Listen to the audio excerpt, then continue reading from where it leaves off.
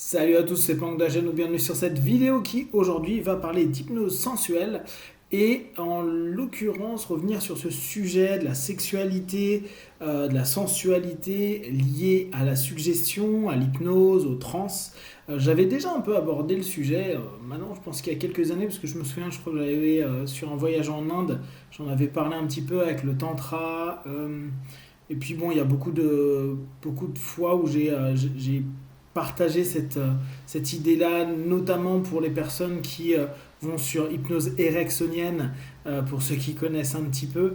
En tout cas, mon idée est revenue parce que en bossant plus particulièrement sur l'hyper-impéria ces derniers temps, en traduisant là, le virtual reality hypnosis et en relisant des échanges que j'ai eus avec Don Gibbons sur l'Hyper Imperia, il y avait tout un boulot qu'il avait fait, que je vous ai partagé ces derniers jours, sur le fait qu'en fait, il veut lui arriver sur des paroxysmes de plaisir. Et donc l'Hyper Imperia, ça a beaucoup cette intentionnalité-là de développer le bien-être, le bonheur, des états quasi extatiques. Et le sexe, c'est quelque chose qui fait complètement partie du boulot que notamment Don Gibbons avait fait à l'époque.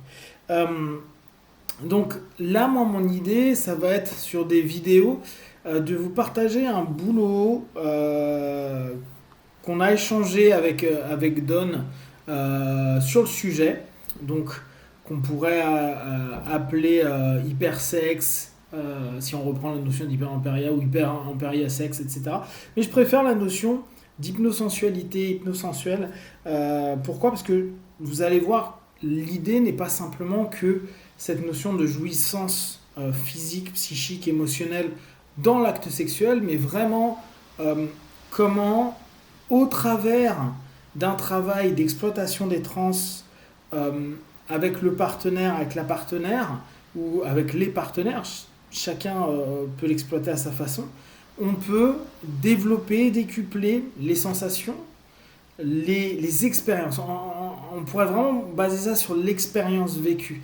Euh, L'idée étant de créer une belle mémoire, un bon souvenir de ce qui va être vécu dans le partage. Et au fur et à mesure que l'expérience puisse apporter de plus en plus sur tous les plans.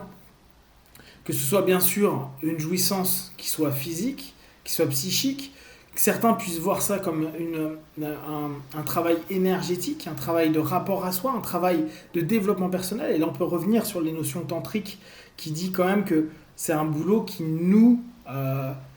c'est un boulot, vous entendez le terme que j'utilise. En tout cas, moi, je le mets dans la notion de travail personnel. N'y voyez pas quelque chose comme contraignant. Voyez-y comme quelque chose comme permettant un développement qui nous est personnel à ce moment-là. Et bien sûr, grâce avec le partenaire, la partenaire, les partenaires avec qui on va partager. L'idée d'exploiter les trans de sensualité, de sexualité, c'est de permettre petit à petit à créer des connexions plus intenses, plus vraies, plus authentiques. Et si on reprend Berne, une notion de proximité, une notion d'intimité dans le sexe.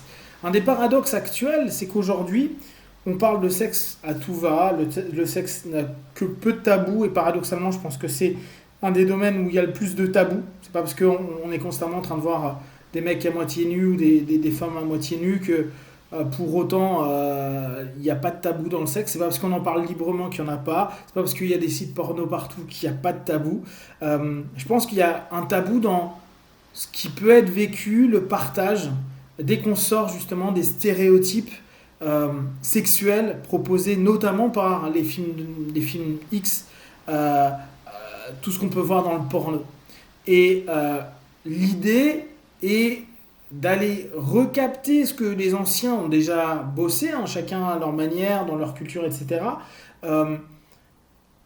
pour repermettre, ou permettre avec un outil moderne, alors quand je dis moderne, ça quand même s'empige l'hypnose, mais en tout cas, avec une volonté de travailler sur cette sensualité, cette possibilité, à un moment donné, de toucher différentes facettes de soi.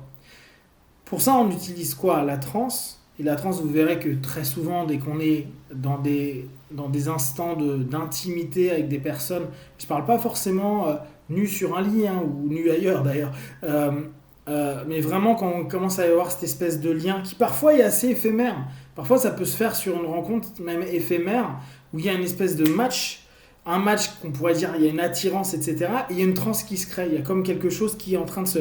un rapport, si on reprend cette notion PNL hypnose, qui est en train de se faire, il y a beaucoup d'intensité, et qui peut être hyper exploité pour avoir une expérience qui est super, qui, si ça se trouve, se renouvellera pas, qu'importe, ou qui pourra se renouveler parce que justement elle est super. Là encore, c'est tout le cheminement qu'il est peut-être intéressant d'aller voir. Après, bien sûr, il va y avoir votre point de vue moral, éthique, personnel, et ça, c'est à vous de bosser avec ça. Moi, ce qui m'intéresse, c'est vraiment la transe, la suggestion, le travail de suggestion, comment on peut augmenter plaisir, désir, même potentialité de séduction, comment on peut emmener, certes à l'orgasme, mais à tout ce que pourrait englober l'orgasme, et pas simplement la jouissance physique à un moment donné, mais quelque chose qui souvent quand on parle de 7e siècle, et c'est pour ça que c'est intéressant la notion d'hyper-ampérieur, cette notion de monter, de s'élever, de s'éveiller, je sais pas, mais en tout cas avoir cette notion qui permette de s'emplir. Donc revoir la sensualité et sexualité comme un cheminement de partage, de douceur, de bienveillance, d'envie, de désir, de tout ce qu'on veut sur plein d'aspects, et en même temps ce travail, développement perso, et où à ce moment-là, entre guillemets, on pourrait dire développement duo, où on n'est pas tout seul, et on a quelqu'un qui est dans le même état d'esprit que nous, bien sûr c'est toujours à faire dans une envie commune à ce moment-là. Là encore, je reviens sur ce qui m'a été dit en plus tout récemment, où une amie me disait ouais mais moi tu sais à partir du moment où j'ai un homme qui m'intéresse, à qui je vais avoir des rapports charnels, du plaisir, etc., j'arrive pas à m'ouvrir à d'autres personnes parce que tu sais les femmes elles sont comme ça, elles ont besoin d'émotions, elles ont besoin de se sentir en confiance, elles ont besoin de ceci, cela. Et pour moi, ça c'est un stéréotype qui peut avoir du sens, mais qui n'est pas une réalité. Pourquoi ? Parce que si on prend la perception des choses par les trans, à partir du moment où tu arrives à créer la transe et les suggestions qui conviennent, bah ça conviendra à tout le monde. Ça conviendra à, entre guillemets, n'importe quel partenaire. Et bien sûr, je pense intimement que plus on a une vraie connexion, ouverture et authenticité avec la personne, et plus on aura un feedback qui sera intense. Néanmoins, même avec des personnes, on peut facilement dire un plan cul ou quelqu'un qu'on va avoir juste une fois comme ça, ça n'empêche en rien qu'il puisse y avoir une intensité dans la sensualité et dans la sexualité qui puisse réellement être géniale, même si on ne connaît pas le corps, même si on ne connaît pas ce que l'autre aime, et c'est normal, la première fois qu'on couche avec, etc., etc. Donc je pense qu'il y a beaucoup de choses qui nous ont été proposées, en plus avec des stéréotypes très genrés à ce moment-là, à dire ah bah oui, il faut plus de douceur, il faut plus d'écoute, de confiance, etc. Alors que je pense que bien sûr, tout ça sont des éléments, mais en fait des constituants d'une transe potentielle qui peut être créée.